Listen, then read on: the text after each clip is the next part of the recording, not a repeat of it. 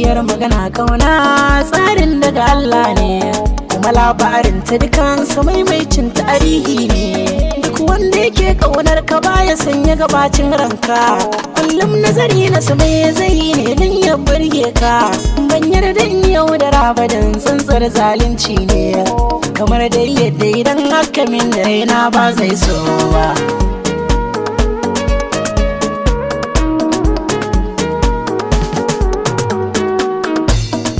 A cikin soyayya an zubar da alkawari, wani baya soyayya sai da makirin kudiri, wata kuma burinta ta san masoyi na alfahari. Mun rage wuri mai soyayya don Allah samari 'yan mata, ai soyayya don Allah 'yan mata, kuma samari domin Allah dai.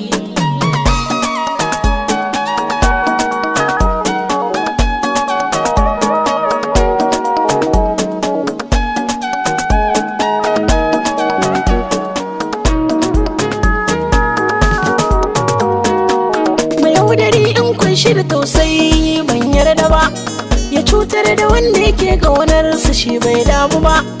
Idan kun gane shi dan Allah ku ce mara ba kai ba, domin zuciyar ka ba tausayi, zuciyar ki ba tausayi. Idanu ku sanya tattasai ta yaso a zuci zai rasai, yanzu ba cikin aminci ai haka ba daidai ne ba.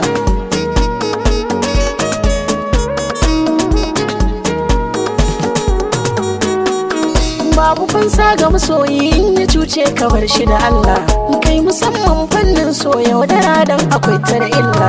Soyayyar ake dubawa kan da kai kana yi dan Allah, dan yanzu cin amana a tsakanin mu ya zama yayi. Bayan haƙi na masoyi shi ma so yana da haƙi kanka, binciko tarihi mai yaudare yake garkon kifi.